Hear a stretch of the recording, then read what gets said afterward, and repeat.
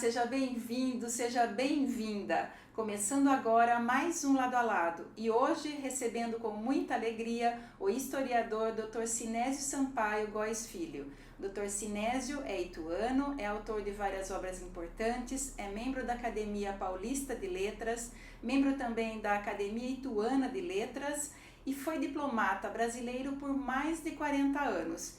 Tem então, portanto, muita história para contar hoje aqui. Bem-vindo, Dr. Sinésio. Muito prazer estar com você aqui, Mirna. O senhor nasceu em Itu e cresceu em Itu também ou não?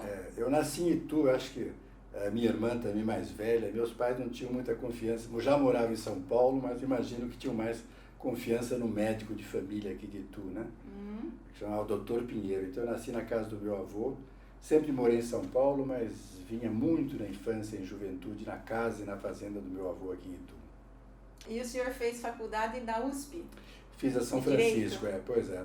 Curiosamente, eu cheguei a entrar metade em engenharia, daí eu resolvi viajar, eu era um aluno meio complicado, daí acabei fazendo a São Francisco, né, que meu pai tinha um escritório em frente à Faculdade de São Francisco, Largo de São Francisco, ele admirava, conhecia um outro professor lá, ele que me botou na cabeça, assim, para ser advogado, e eu acabei entrando na São Francisco, não fiquei advogado, porque eu nunca advoguei, me formei, mas logo depois entrei no Itamaraty e até hoje eu tenho contato com a faculdade, porque a minha turma, que é a turma que se formaram em 64, teve várias pessoas, 2 que foram ministros, tem uma associação lá, então hoje na velhice eu ainda mantenho contato com a São Francisco.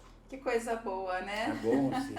Mas o senhor não contou que teve uma viagem para a França, como é que foi? Já tinha estado na Europa, que antes da faculdade, também com um amigo português, inventei uma viagem para a Europa. Meu pai concordava, se casou já com 40 anos, assim, eu era quase que um neto dele, então concordava com quase tudo que eu inventava, né? Quando eu estava no segundo ano, eu achei que eu precisava ir para a França, para aprender francês, e convenci ele, passei quase 9 meses na França, né? E foi um período bom, enfim, além de eu aprender francês, aprendi os museus, fiz curso, além da Aliança Francesa, assim, uns cursos de literatura, né? Foi meu primeiro contato. Eu acho que assim, o senhor tinha uma boa lábia junto com o seu pai. Meu pai, ele achava que ele tinha uma confiança indevida em mim, né? Com 16 anos ele me deu um automóvel, um Volkswagen, assim, né? Realmente, hein? Menino um pouco mimado pelo pai, mas acho que não dei muito errado na vida, não. Em 1966, o senhor entrou para o Itamaraty, né? Conta pra gente quantos países o senhor esteve como diplomata brasileiro, né? Conta um pouco dessa história de 40 anos pra gente. Pois é, uma longa história, né? Mas eu acabei direito e não tinha muita vocação para ser advogado. Um colega meu, que até hoje é meu amigo, próximo, assim, né? Ele pensava em fazer o Itamaraty desde que ele entrou no Itamaraty, né? Desde que ele entrou na faculdade. E eu não conhecia grande coisa do Itamaraty, mas achei que era uma coisa divertida, assim, né? Ele falava muito bem línguas, ele tinha feito Aliança Francesa, cultura inglesa, era bom aluno. Eu não fui bom aluno no secundário, né? Eu era meio levado, como se dizia, passei por muitas escolas de São Paulo, algumas das melhores e algumas das piores, né? Eu terminei em 2 colégios que chamavam Bandeiras e Puca, que são muito conhecidos em São Paulo na época como os piores colégios de São Paulo, né? Mas em compensação eu estudei também no São Luís, no Colégio Rio Branco, que era eu era aluno meio irrequieto, né? Mas depois que eu fiquei bonzinho, assim, um certo período, mas até hoje eu encontro com os colegas dessa fase que eu passava de um colégio para outro, assim, e falo, puxa, você fez que a faculdade, você fez Itamaraty, então eu fico surpreendido que eu tenha um pouco superado essas dificuldades que eu tinha, assim, não era de estudar, assim, mas era, talvez porque como eu fiquei doente, uma coisa que eu não contei para você, uns 2 anos na infância, uma doença cardíaca, talvez quando eu sarei, assim, eu fiquei um pouco exagerado, assim, hiperativo, queria viver né? Tudo que podia, né? Talvez seja isso, né? Mas o fato é que eu fiz a faculdade, gostei da faculdade, alguns professores, mas me interessei pelo Itamaraty e entrei no Itamaraty em 66, como você passou, né? E fui até aos 70 anos do Itamaraty, né? Então foram 46, 45 anos do Itamaraty, né? E é uma boa profissão, a gente tem a oportunidade de conhecer o mundo, é interessante, eu tive bons chefes, foi muito bom para mim. Quais países você... O primeiro país foi de novo a França, né? Mas sempre eu tive na Europa Ocidental e na América do Sul, que são as duas regiões que eu conheço, que eu gosto, assim, né? Então, por exemplo, eu tive em Paris e depois em Lima, Peru. Depois eu tive em Londres, depois Bogotá. E depois eu fiz a minha carreira toda, né? Servia no Brasil também, trabalhei na presidência, né? Fui embaixador em 3 ou 4 países, né?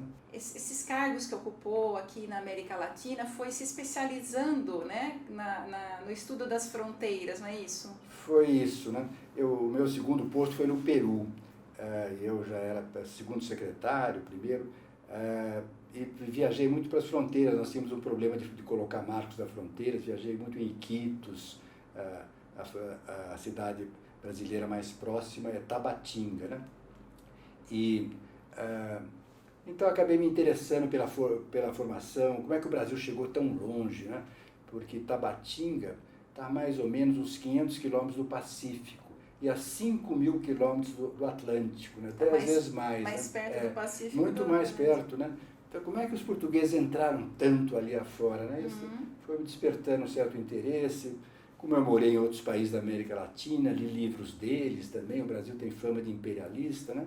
Então fui estudando um pouco isso e logo depois eu era conselheiro e para a gente ascender a ministro, que é outro posto na carreira, né? A carreira é secretário, terceiro secretário, segundo, primeiro, conselheiro, ministro, embaixador, né? Para ascender de conselheiro a ministro, você precisa fazer uma coisa que eles chamam de tese, é apresentar um trabalho, 100, 200 folhas sobre um tema de interesse da política externa que seja aprovado por uma banca, né? E eu apresentei um trabalho sobre a formação das fronteiras da Amazônia, né? E esse trabalho foi publicado, para até surpresa minha, eu não achava que eu tivesse grandes qualidades literárias, escrevia as coisas normais do Itamaraty, mas não tinha nenhuma preparação específica. E foi bem recebido e eu fiquei um pouco entusiasmado, ampliei esse trabalho, e daí fui fazendo outras coisas. Que foi seu primeiro livro, foi meu primeiro livro, né? Meu primeiro livro é um livro assim mais ou menos básico que eu escrevi, esse livro. Que é o Navegantes? Chama-se Navegantes, Bandeirantes, Diplomatas, né? Diplomatas. E sobretudo na parte de diplomatas ele foi adotado um pouco no Rio Branco, nos cursinhos, então... O Instituto Rio Branco é o que forma o Instituto novos... é o que forma diplomatas, né? Os diplomatas precisam ter hoje uma faculdade, daí qualquer faculdade, desde que seja reconhecido pelo MEC, e daí fazer um exame para entrar no Rio Branco, né? Daí faz 2 anos de um curso de formação de diplomatas. Né? E esse seu livro foi adotado lá para... Foi adotado, na época que era adotado. Agora a bibliografia, não tem mais bibliografia no Rio Branco, é uma coisa mais geral, assim, né? Mas foi um livro que foi muito lido por diplomatas jovens e pelos cursinhos de preparação, faculdade, então deu várias edições, né? E uma edição interessante até foi da Biblioteca do Exército. O Exército tem uma editora. E eu me lembro uma vez, quando eu estava já na Colômbia, eu era embaixador da Colômbia, eu viajei com uma ministra das Relações Exteriores da Colômbia, que era uma mulher bonita. A Colômbia é um país de mulheres bonitas e mulheres poderosas. É o país que mais tem mulheres em direção de empresas públicas, privadas, ministras, né? E essa ministra, que chamava-se Maria Ema Mejia, nós viajamos pelas fronteiras. Eu brincava lá com meus colegas um pouco grosseiramente, fui para o mato com a ministra, porque a gente viajava pela floresta amazônica, sem explicar direito, mas nós acabamos num lugarejo que chamava Ipiranga, que é uns 500 quilômetros ao norte de Tabatinga, descem só alguns aviões pequenos ali, que é bem fronteira do Brasil com a Colômbia, né? E nesse lugarejo era comandado um grupinho pequeno de soldados e um tenente que comandava, né? Tinha uma salinha bem menor que essa sua daqui, e uma mesa, uns 5 ou 6 livros. De repente, um dos livros era meu lá, né? Fiquei todo contente, assim, todo orgulhoso. Lá naquele canto do Brasil, de ter esse meu livro sobre a formação das fronteiras, né? Mas, enfim. Depois vieram outros, né? Daí acabando, vieram outros, e um pouco ligado a isso, sobre o Barão do Rio Branco, eu andei escrevendo, enfim. As pessoas que trabalharam nas fronteiras, né? No Império, e mais recentemente sobre Alexandre de Gusmão, que é o primeiro deles, né? é um autor muito pouco falado, assim, mas foi o homem que, antes da independência do Brasil, ele negociou com os espanhóis e conseguiu que os espanhóis aceitassem toda a terra que os portugueses tinham invadido, né? Que era, o Tratado de Tordesilhas daria para o Brasil 1/3 do território atual, né? Então, esses 2/3 do território atual do Brasil foram ganhos nessa negociação completada no Tratado de Madrid de 1750. E o negociador foi esse Alexandre de Gusmão. Alexandre de Gusmão também era um livro que você estava escrevendo sobre ele, pois né? Que foi vetado pelo Itamaraty. Foi. Eu tinha já escrito alguma coisa sobre o Alexandre de Gusmão, daí o Itamaraty, o braço cultural do Itamaraty se chama exatamente Fundação Alexandre de Gusmão. É o braço cultural do Itamaraty, que tem ligação com as faculdades, digamos, a área acadêmica do Itamaraty, né? Mas daí mudou o governo, veio o governo Bolsonaro e veio um ministro, que é um diplomata, que chama Ernesto Araújo, e esse diplomata, a meu ver, era meio maluco, assim, no sentido que era um religioso exagerado e admirador do Trump, que ele achava que era o regenerador do Ocidente, enfim, muito amigo dos filhos do Bolsonaro, e ambos, o filho do Bolsonaro, Eduardo, e ele, tinham sido discípulos do o nosso pensador que morreu há pouco tempo, Olavo de Carvalho, né? E tinham ideias um pouco esdrúxulas, para ser eufêmico, sobre como é que o Brasil devia ser colocado no mundo. Aliás, o Ernesto falou que o Brasil devia ser o pária do mundo, e realmente ele conseguiu isso fazer, porque conseguiu que o Brasil brigasse com todo mundo, os países da América do Sul, a França, a Argentina, enfim, ficou uma situação muito difícil, sobretudo na primeira fase do governo Bolsonaro, nos primeiros 2 anos. E por que esse livro foi vetado porque o prefácio do livro, dessa biografia, eu pedi para que o Rubens Recupero, que é um diplomata que conhece muito história, foi ministro da Fazenda, foi ministro do Meio Ambiente, e tem um livro sobre a história diplomática do Brasil, que é o mais importante livro hoje, assim, da história, né? Ele aceitou e o Itamaraty vetou porque ele era um crítico do ministro, embora nesse prefácio não tinha nada criticado, se referia a Alexandre de Gusmão, que é um homem do século XVIII, né? Mas o obscurantismo do Itamaraty de então, durante todo o período Bolsonaro, o Itamaraty foi muito obscurantista.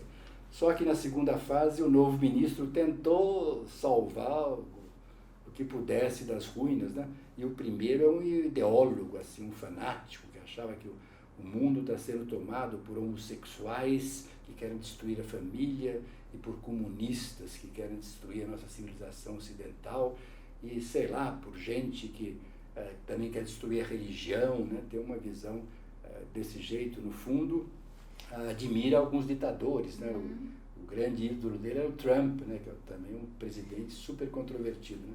E, doutor Sinésio, na verdade, a gente pode usar uma expressão bem popular que é o tiro saiu pela culatra. Olha, pois é verdade.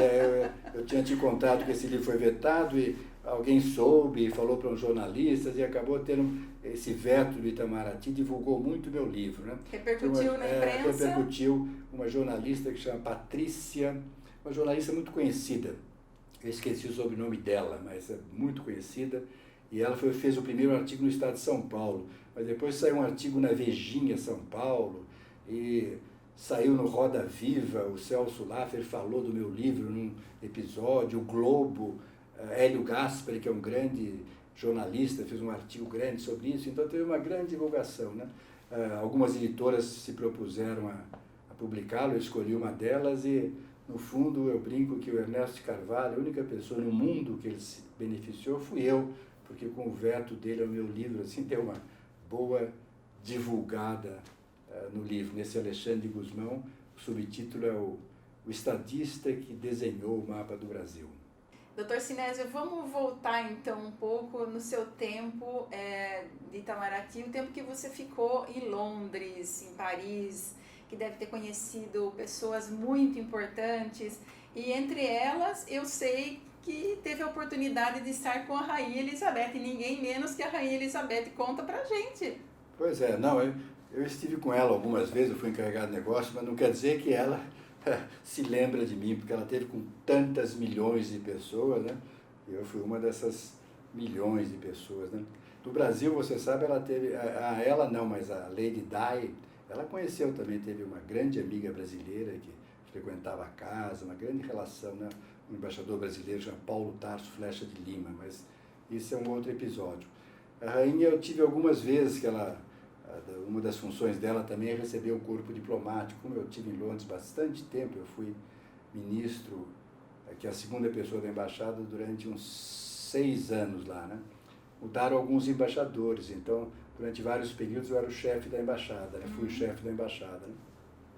E nessas vezes, quando ela veio para o Brasil e tudo, várias vezes eu a cumprimentei, mas claro que se você perguntasse para ela do Sinésio, eu estou seguro que ela não se recordaria de mim. Né? Mas, doutor, poucos brasileiros tiveram essa oportunidade de estar, né, perto da rainha, junto da rainha. Pois é, e com a família, na família eu tive mais contato com o atual rei Charles, né?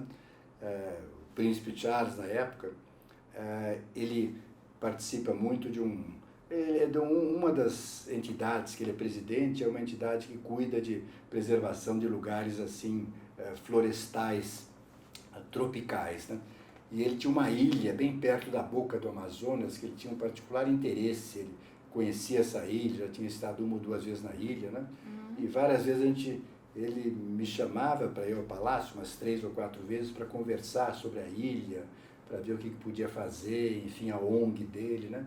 Então, com ele, eu conversei bastante, né? Uma vez uma visita junto com ele num jardim botânico inglês, Kew, e ele é interessado, na época, acho que continua, muito pela preservação das florestas e também por coisas tradicionais, que não prédios muito grandes, mas casas pequenas, lugares pequenos, uma arquitetura assim mais tradicional. Ele, na época, se ocupava de um bairro em Londres que não fazia prédios tão grandes, né, mas pouco contra o progresso, mas preservação das coisas boas do passado, assim, né?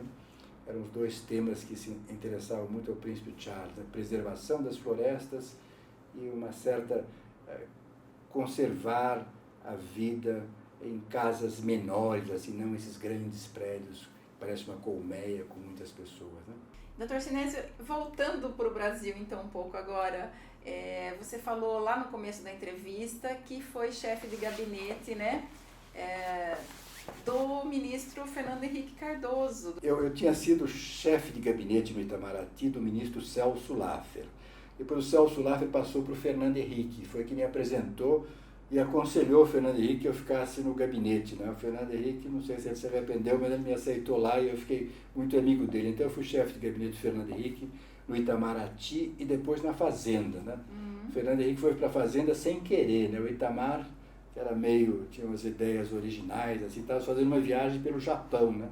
O Itamar telefonou e já era um ministro bem influente, mas era ministro das Relações Exteriores, que ia colocar o Fernando Henrique na Fazenda. A gente precisa lembrar que o governo Itamar teve 3 ministros antes do Fernando Henrique que não deram certos, né?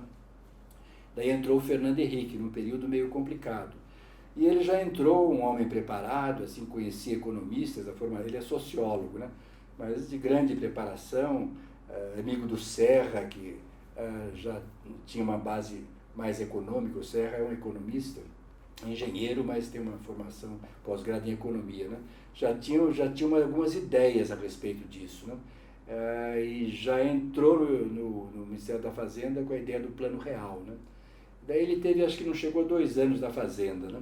Eu era chefe de gabinete dele, mas ele montou uma equipe de economistas, a maioria está aí, ainda vivo, Baixa, por exemplo, é um deles, André Lara Rezende é outro, e fez esse plano que acabou dando certo. Ele presidia muitas reuniões, eu não participava, eu não tenho nenhuma contribuição econômica a dar, né? Eram economistas, em geral o Itamar Franco, que é uma muito interessante, não tinha nenhuma simpatia por esses economistas, porque todos eram formados em Harvard, ou mais comumente em faculdades americanas, PhD, né? E o Itamar Franco desconfiava dessa gente assim que foi PhD, não sei aonde, que universidade, era um homem simples, assim, os amigos dele eram gente simples, é um homem interessante o Itamar, mas o Fernando Henrique, o Itamar apoiou o Plano Real, mas houve um trabalho de convencimento assim do Fernando Henrique para o Itamar, para conseguir que o Itamar aceitasse o plano, que vários planos anteriores não tinham dado certo. Né? Muitos, e né, esse doutor? deu, acabou com a inflação do Brasil. Né? Agora está voltando um pouquinho, mas a inflação era de 100%, 150%, 200%. Nós sofremos muito com a inflação até chegar Não é ao da plano sua real. época, você ainda não era nascida. É da minha época, sim, doutor. Quando eu fiz faculdade, eu pagava um carnê no começo do mês e pagava outro dali 15 dias, né? Meu salário às vezes não dava para tanto. E deu certo o plano, né? Ele ficou, enfim, ficou candidato e foi eleito, derrotou o Lula 2 vezes, né? O Lula já era muito popular, né? Graças a Deus, plano pois real, né?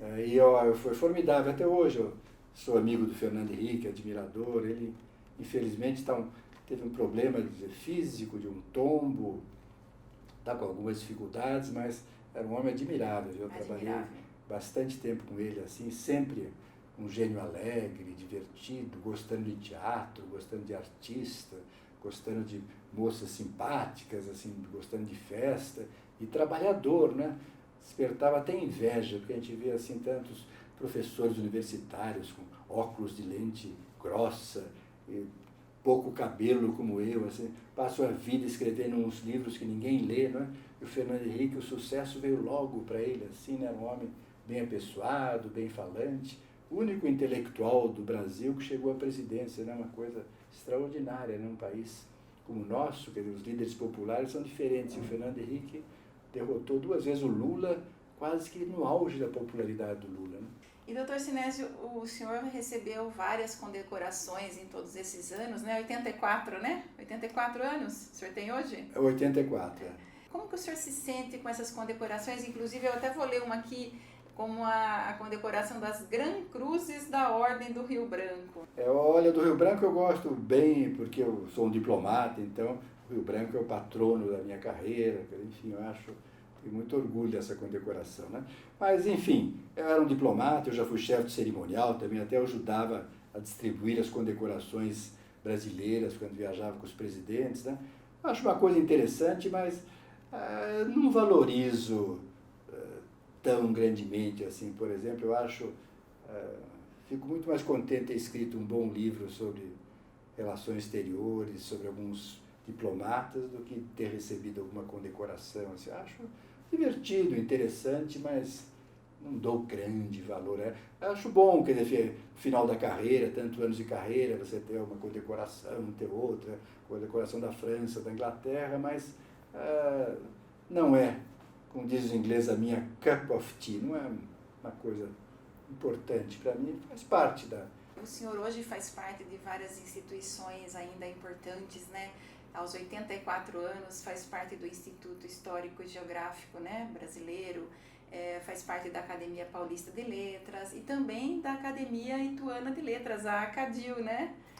É verdade. Que tem muito orgulho em tê-lo como um confrade. Pois é, esse livro, primeiro, é que me abriu um pouco as portas, assim, um pouco dessa vida universitária, como historiador. Depois fui convidado para dar palestras, sou sempre com frequência na USP, fui professor da FAAP, mas e agora na aposentadoria, esse fato de eu ser também historiador, além de ser embaixador aposentado, é uma outra atividade para mim, né? Que a gente na vida não pode parar, não que nem pode. a bicicleta, não pode parar de movimentar a cabeça e o corpo, enquanto você puder, vai em frente, né?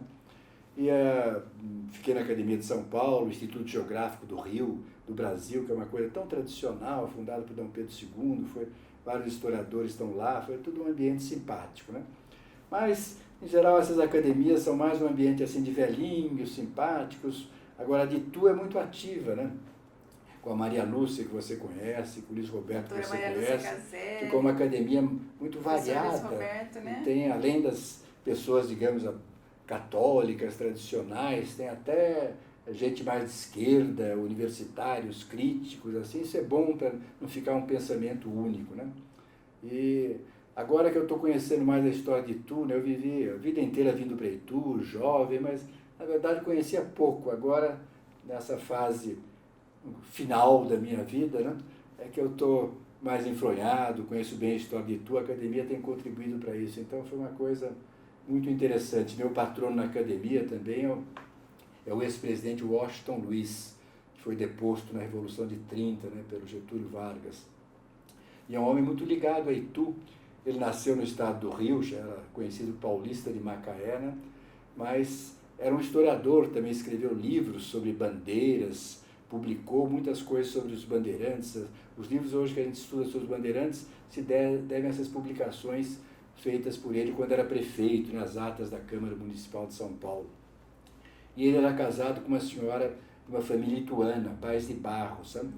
E então ele era muito ligado a Itu. Uma das coisas que ele fez foi, em 1922, comprar um dos casarões de Itu, que tinha sido da família Almeida Prado, o casarão onde houve a convenção de Itu, para instalar um museu.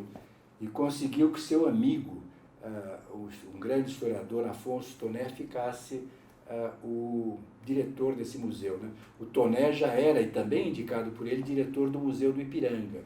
E também ficou diretor do Museu de Itu muitos anos. E ele fez o Museu de Itu, né? Recebeu doações, fez muita coisa interessante no museu. E o Toné conseguiu que o maior especialista em desenhar em azulejos do Brasil, que era um italiano que chamava Gagni, fizesse uns azulejos que dão a história de Itu, assim, que é muito interessante, né? O prédio já era azulejado por fora, né? Ele azulejou por dentro, né? São cenas da história de Itu. E é muito interessante esse museu. A família do Prudente Moraes doou coisa, a família do Washington Luiz doou, tem outras pessoas. Enfim, esse museu vai fazer 100 anos nesse ano, agora em abril. E o Washington Luiz, então, ele veio para a fundação, para a inauguração ele do veio para a museu? inauguração. Depois que ele passou, caiu em 30, né?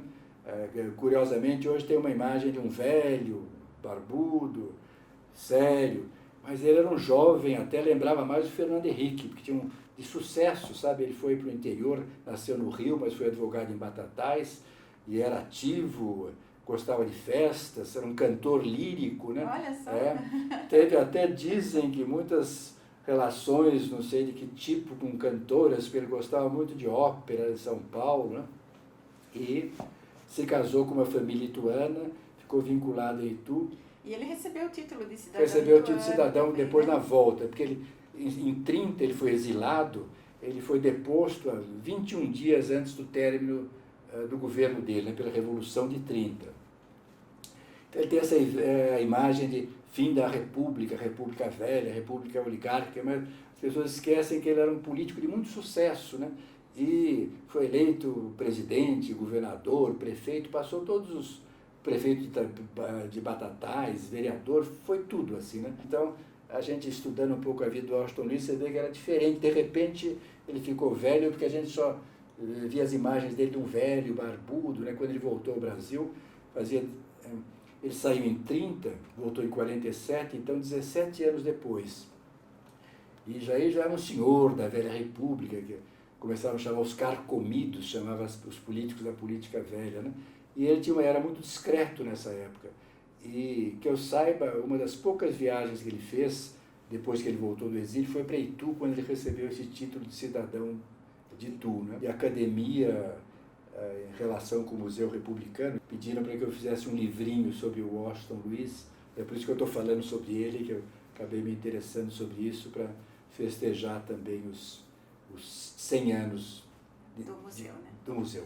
Doutor Sinésio, então o Washington Luiz vai virar livro, que o senhor já está aí em processo de elaboração, e parece que tem outro livro encaminhado aí, né? Pois é, o Washington Luiz vai virar um livrinho, porque a academia, uma boa iniciativa, não sei se é da nossa atual presidente Ali ou do Luiz Roberto, que era o presidente anterior, de publicar livros sobre os patronos, né? Então o Washington Luiz, como é patrono, vai ser objeto desse livrinho, que é bem interessante, em geral, uma biografia sobre ele, o tempo dele, e no final esses livrinhos têm alguns escritos do próprio autor, né? Então esse pequeno livro sobre o Washington Luiz, algo uns 100 páginas que eu estou tentando elaborar.